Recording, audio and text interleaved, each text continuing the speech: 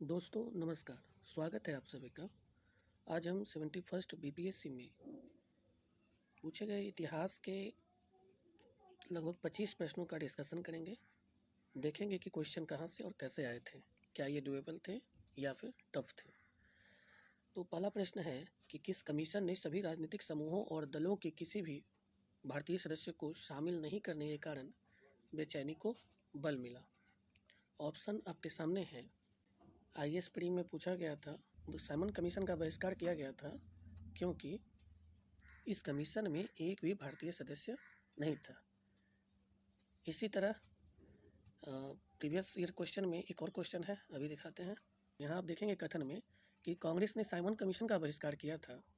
कारण है कि साइमन कमीशन में एक भी भारतीय नहीं था। तो ऑप्शन आपके सामने है और इसका आंसर ये हो जाएगा कि कथन और कारण दोनों सही हैं और कारण कथन की सही व्याख्या करता है। सो इसका सही आंसर ऑप्शन ए हो जाएगा। तो इस तरह आप देख पा रहे होंगे कि ये क्वेश्चन काफ़ी रिपीटेड है और क्वेश्चन का सही आंसर आपको अभी मालूम हो गया होगा कि कोई भी भारतीय सदस्य शामिल नहीं होने के कारण बेचैनी को बल मिला, यानी कि उनका बहिष्कार पुरजोर किया गया था। तो इसका सही answer option C Simon Commission हो जाएगा और ये बिल्कुल डुएबल है और ये हर जगह अवेलेबल है। नेक्स्ट क्वेश्चन है, किसने आज़ाद हिंद फौज का नेतृत्व संभाला और चलो दिल्ली की प्रसिद्ध लड़ाई का नारा दिया था। ऑप्शन है मोहन सिंह, रास बिहारी बोस, शाह नवाज खान और लास्ट है सुभाष चंद्र बोस। इसका आंसर आप लोग गेस करेंगे। तो अभी आप पढ़ पा रहे होंगे कि आज़ाद हिंद फौज का नारा था जय हिंद और दिल्ली चलो, तुम मुझे खून दो मैं तुम्हें आज़ादी दूंगा का प्रसिद्ध नारा बोस ने मलेशिया में फौज को संबोधित करते हुए दिया था। 22 सितंबर 1944 को सुभाष ने शहीद दिवस मनाया था। तो फिर इस क्वेश्चन का सही आंसर आप लोगों को मालूम हो गया होगा कि चलो दिल्ली की प्रसिद्ध नारा किसने दिया था? सुभाष चंद्र बोस ने। ऑप्शन डी बिल्कुल सही हो जाएगा और ये बिल्कुल डुएबल है। हम या तो भारत को स्वतंत्र करेंगे या अभियान में मर जाएंगे, यह किसने कहा? ऑप्शन आपके सामने है, देखते हैं इसका आंसर क्या होगा। दोस्तों अभी आप यहाँ पढ़ पा रहे होंगे कि 8 अगस्त की रात्रि में कांग्रेस प्रतिनिधियों को संबोधित करते हुए गांधी जी ने कहा कि मैं पूर्ण स्वाधीनता से कम किसी चीज़ पर संतुष्ट होने वाला नहीं हूँ। अब मैं आपको एक छोटा सा मंत्र दे रहा हूँ, आप इसे अपने दिल में संजो कर रखें और हर एक सांस में इसका जाप करें। और वह मंत्र यह है कि करो या मरो, जिसका अर्थ है हम भारत को आज़ाद कराएंगे या इस प्रयास में अपनी जान दे देंगे। तो करो या मरो का नारा दिया था, जिसका शाब्दिक अर्थ होता है कि या तो हम भारत को आज़ाद कराएंगे या इस प्रयास में अपनी जान दे देंगे। तो इसका सही आंसर ऑप्शन ए बिल्कुल करेक्ट हो जाएगा। हालांकि ये घुमाकर पूछा गया था, फिर भी ये डुएबल था। दोस्तों इस क्वेश्चन को देखिए, किसने बांटो और छोड़ो के नारे को बुलंद किया था? ये इस तरह का तीसरा क्वेश्चन है। पहला क्वेश्चन हम लोगों ने देखा सुभाष चंद्र बोस जी का, जिसमें दिल्ली चलो का नारा, फिर करो या मरो का नारा गांधी जी वाला क्वेश्चन, फिर ये तीसरा क्वेश्चन है नारे से संबंधित, बांटो और छोड़ो के नारे को बुलंद किया। ऑप्शन आपके सामने है मोहम्मद अली जिन्ना, एम ए अंसारी, जवाहरलाल नेहरू और चौथा है मोहम्मद इकबाल। आप लोग भी इस क्वेश्चन को अटेम्प्ट कीजिए। तो दोस्तों यहाँ देख पा रहे होंगे लूसेंट का स्क्रीनशॉट है, जिसमें एक पॉइंट है कि बांटो और छोड़ो का नारा लीग ने यानी मुस्लिम लीग ने दिसंबर 1943 ईस्वी के कराची अधिवेशन में दिया था। उस अधिवेशन की अध्यक्षता मोहम्मद अली जिन्ना कर रहे थे और उन्होंने ही बांटो और छोड़ो का नारा दिया था। कि मोहम्मद अली जिन्ना यहाँ पे बिल्कुल सही हो जाएगा। किस अधिनियम ने भारत के विभाजन के लिए 2 नए स्वतंत्र भारत और पाकिस्तान के राज्यों को मूर्त रूप दिया था? तो ये तो बिल्कुल और हर जगह सब जगह कवर्ड है हर बुक में, तो ये बिल्कुल डुएबल था, बहुत ईजी था। ऑप्शन सी बिल्कुल इसका सही आंसर हो जाएगा, भारतीय स्वतंत्रता अधिनियम 1947। कांग्रेसी नेता ने 1918 में बिहार की यात्रा की ताकि होम रूल लीग की गतिविधियों को बल मिल सके। ऑप्शन आपके सामने है, एनी बेसेंट, बाल गंगाधर तिलक, महात्मा गांधी, एम ए अंसारी। दोस्तों ये स्क्रीनशॉट इम्तियाज़ अहमद सर की बुक है बिहार स्पेशल वाली, जिसमें कि ये ऑब्जेक्टिव वाली है, जिसमें एक क्वेश्चन है कि होम रूल आंदोलन के दौरान श्रीमती एनी बेसेंट पटनाई। तो ऑप्शन के अकॉर्डिंग इसका सही आंसर ऑप्शन डी 18 अप्रैल एवं 25 जुलाई 1918 को, यानी कि वो 2 बार बिहार आई थी 1918 में। एक बार 18 अप्रैल 1918 को और दूसरी बार 25 जुलाई 1918 को। तो इस क्वेश्चन का सही आंसर 90% ऑप्शन है, बिल्कुल सही हो जाएगा। और ये क्वेश्चन बिहार स्पेशल में हर जगह मेंशन है, सो ये डुएबल क्वेश्चन है, आई थिंक सो। अगले क्वेश्चन पर चलते हैं हम लोग। कृषि कमेटी की नियुक्ति में किसके बीच समझौता हुआ था? तो आपको पता है कि चंपारण सत्याग्रह गांधी जी के नेतृत्व में किया गया था, और तो ऑब्वियस सी बात है कि समझौता भी नेतृत्वकर्ता और विरोधी के बीच होता है। तो इसके अकॉर्डिंग भारतीय सरकार और गांधी जी, यहाँ पे बिल्कुल ये करेक्ट हो जाएगा। इसमें कोई एनालिसिस करने की कोई बात थी नहीं, ये सीधा क्वेश्चन पूछा गया था। सो ये भी एक डुएबल क्वेश्चन है, इजीली कर सकते हैं। ये क्वेश्चन बार बार पूछा गया है, यह PYQ में कितने ही बार पूछा गया है कि बिहार में किसान सभा का प्रमुख नेता कौन था। तो ऑप्शन आपके सामने है और ये बिल्कुल इजीली ये भी डुएबल था। शाहजानंद सरस्वती, राजकुमार शुक्ला, आचार्य नरेंद्र देव, बाबा रामचंद्र। तो बिहार में किसान सभा का प्रमुख नेता शाहजानंद सरस्वती, ये बिल्कुल सही हो जाएगा, ऑप्शन ए। ये भी इजीली डुएबल था। दोस्तों नेक्स्ट क्वेश्चन आपके सामने है कि विक्रम पुलिस थाने के अंतर्गत राष्ट्रीय ध्वज को फहराते समय किसको मार दिया गया था?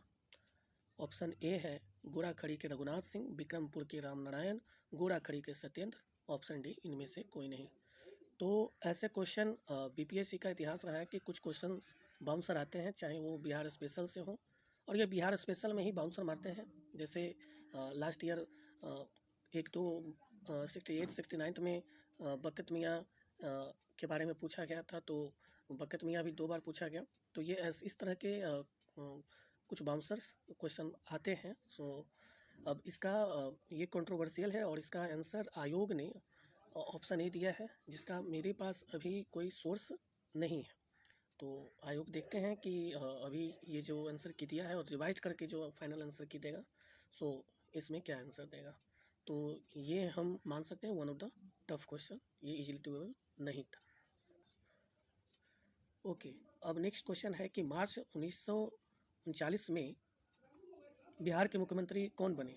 ऑप्शन ए है अनुग्रह नारायण सिंह, ऑप्शन बी है राजेंद्र प्रसाद, सी है श्री कृष्ण सिंह, डी है उपरोक्त में से कोई नहीं। तो दोस्तों ये भी एक कंट्रोवर्शियल क्वेश्चन है, क्योंकि बहुत सारे का तर्क है कि इसमें जो है सो 1939 में बिहार के कांग्रेसी मंत्रिमंडल ने इस्तीफा दे दिया था। तो इसका एक रेफरेंस मैं दिखाता हूँ अभी इम्तियाज़ अहमद सर की ऑब्जेक्टिव वाली बुक में। यहाँ आप देख पा रहे होंगे कि क्वेश्चन है कि द्वितीय विश्व युद्ध में इंग्लैंड की सरकार द्वारा भारत को युद्ध में शामिल कर लेने के विरोध में बिहार मंत्रिमंडल ने त्यागपत्र दिया था, जिसका कि सही आंसर ऑप्शन बी है कि 31 अक्टूबर 1939 को। यहाँ पे 31 अक्टूबर 1939 को त्यागपत्र दे दिया था, जबकि यहाँ क्वेश्चन में कहा गया है कि मार्च 1939 में बिहार के मुख्यमंत्री कौन बने। तो ऐसे तो अक्टूबर में इसका त्यागपत्र दिया गया था, एक बार 1938 में भी दिया गया था, लेकिन फिर वापस रिज्वाइन किया गया। लेकिन अगर टाइमलाइन को देखें तो इसका आंसर ऑप्शन सी सही हो जाएगा, और इसका आयोग ने भी ऑप्शन सी ही सही आंसर मांगा है। देखते हैं कि फाइनल आंसर में इसका आंसर क्या देगा। चलते हैं नेक्स्ट क्वेश्चन पे। इस क्वेश्चन में सूची 1 को सूची 2 से मिलान करना है, जिसमें सूची 1 के अंतर्गत प्राचीन भारत के कुछ स्थल दिए गए हैं और उनको उनके वर्तमान में किस राज्य में स्थित है उससे मैच करना है। ऑप्शन आपके सामने है कर्ण सुवर्ण, प्रागज्योतिष, गिरनार, प्रतिष्ठान, और इसके MCQ ऑप्शन ये रहे। दोस्तों इस क्वेश्चन में अगर पर्टिकुलरली अगर इस क्वेश्चन का बात करें तो आपको अगर गिरनार के बारे में भी पता है कि गिरनार अभिलेख हम लोग पढ़ते हैं कि गुजरात का प्रसिद्ध गिरनार अभिलेख। सो अगर आप गिरनार के बारे में भी जानते हैं, यानी कि ऑप्शन सी का अगर आप गुजरात जानते हैं तो आप इजीली इसके आंसर पे पहुंच जाएंगे। ये देखिए ऑप्शन सी पे गौर कीजिएगा, तो ऑप्शन सी में एक ही जगह ये पहला वाला ऑप्शन जहाँ पे कि ये 2 दिया गया है, और ये आसानी से मात्र एक ऑप्शन का सही आंसर जानने से आप इसके सही आंसर तक पहुँच सकते थे। So I think it is doable. चलते हैं हम लोग नेक्स्ट क्वेश्चन पे। दोस्तों अब इस क्वेश्चन को देखिए। यस, इस क्वेश्चन में कहा गया है कि इनमें से कौन एक ऋग्वेदिक युग से संबंधित नहीं है। आपको पता है कि घोषा और अपाला और विश्ववाड़ा, ये तीनों ऋग्वेद से संबंधित विदुषी मानी जाती हैं, जबकि गार्गी जो हैं ये उत्तर ऋग्वेदिक युग से संबंधित है और ये बिल्कुल सही है। और आयोग ने भी अपने प्रोविजनल आंसर की में ऑप्शन ए को सही माना है। तो ये थोड़ा मॉडरेट मान सकते हैं, क्योंकि इसमें कन्फ्यूजन हो सकता है कि घोषा पाला हम लोग हर जगह पढ़ते हैं, विश्ववाड़ा और गार्गी के टाइमलाइन में कन्फ्यूज हो सकते हैं। सो इसको मॉडरेट मान सकते हैं इस क्वेश्चन को। फिर ये क्वेश्चन है मैच द फॉलोइंग, जिसमें कि घटना दिया गया है और उससे संबंधित व्यक्ति को मैच करना है। चोला गंगम झील, धर्म महामात्र की नियुक्ति, प्रयाग की सभा, सुदर्शन झील। तो इसमें धर्म महामात्र की नियुक्ति हम लोग पढ़ते हैं अशोक के बारे में कि ये धर्म महामात्र की नियुक्ति करते हैं। सुदर्शन झील भी हम लोग कई बार हर जगह अवेलेबल है, लुसेंट हो या कोई भी अदर बुक में हर जगह कवर्ड है कि सुदर्शन झील चंद्रगुप्त मौर्य के समय में निर्माण किया गया था। प्रयाग की सभा के बारे में भी हम लोग पढ़ते हैं कि ये हर्षवर्धन के समय शुरू की गई थी प्रयाग की सभा, जो आज महाकुंभ के नाम से प्रसिद्ध है। और एक ऑप्शन बचता है चोल गंगम झील, जिसका निर्माण राजेंद्र प्रथम ने करवाया था। 1 2 3 4 1 2 ऑप्शन सी बिल्कुल सही हो जाएगा। अगले क्वेश्चन पर चलते हैं हम लोग। इस क्वेश्चन को हम टफ कैटेगरी में डाल सकते हैं। 1-2 शासक का टाइमलाइन या उनके शासनकाल हम लोग याद रख पाएंगे और उसमें समर्थ है, लेकिन अब ऑप्शन में जो चारों दिए गए हैं नाम तो काफ़ी प्रसिद्ध हैं, लेकिन इसके टाइमलाइन को एग्जैक्ट याद कर पाना एग्जाम हॉल में थोड़ा सा टफ होता है, तो ये टफ ही माना जाएगा। ऑप्शन में बहलोल लोदी, जो सबसे अधिक 38 ईयर्स तक शासन करते हैं, ये ऑप्शन सही हो जाएगा। ये question one of the tough question है। दोस्तों आप यहाँ पे इस क्वेश्चन को पढ़ पा रहे होंगे कि ये 4 राजवंश दिए गए हैं और उनको उनके कालक्रम के अनुसार सजाना है। पहला है शुंग, मौर्य, कुषाण और कण्व। ये क्वेश्चन भी बहुत बार रिपीटेड है, तो इस क्वेश्चन को करने में कोई कठिनाई या कन्फ्यूजन नहीं होना चाहिए, क्योंकि ये क्वेश्चन न जाने कितने बार भी पूछे गए हैं और ये हर जगह कवर्ड है। तो हमें पता है कि मौर्य पहले आता है फर्स्ट पे, उसके बाद शुंग, पुष्यमित्र शुंग के द्वारा इसकी स्थापना की जाती है, उसके बाद कण्व, फिर अंतिम में कुषाण। 2 1 4 3 बिल्कुल सही हो जाएगा और ये इजीली डुएबल था। दोस्तों आप ये क्वेश्चन पढ़ पा रहे होंगे कि कौन सा पुस्तक तुलसीदास जी के द्वारा नहीं लिखी गई है, ये पूछा गया है। ऑप्शन है विनय पत्रिका, गीतावली, साहित्य लहरी, कवितावली। चलिए इस क्वेश्चन को आप लोग अटेम्प्ट कीजिए। पढ़ पा रहे होंगे तुलसीदास जी के बारे में कि उनका जन्म राजापुर बांदा उत्तर प्रदेश में हुआ था और इनके गुरु नरहरि दास थे, ये भी पूछा गया है।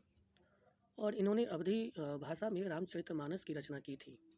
इनको वैष्णव और शैव धर्म के बीच समन्वय की स्थापित करने का श्रेय दिया जाता है। और इनकी रचनाएं हैं गीतावली, कवितावली, राम ललान हछु और विनय पत्रिका। गीतावली, कवितावली, राम ललान हछु और विनय पत्रिका। कवितावली, गीतावली, कवितावली और विनय पत्रिका। इसमें साहित्य लहरी ये संत सूरदास के द्वारा लिखा गया है और इसका सही आंसर साहित्य लहरी होगा, क्योंकि ये तुलसीदास जी के द्वारा नहीं लिखा गया है, ये सूरदास जी के द्वारा लिखा गया है। और ये प्रचलित पॉपुलर क्वेश्चन है, कई बार PYQ में आ चुका है, सो ये भी डुएबल था।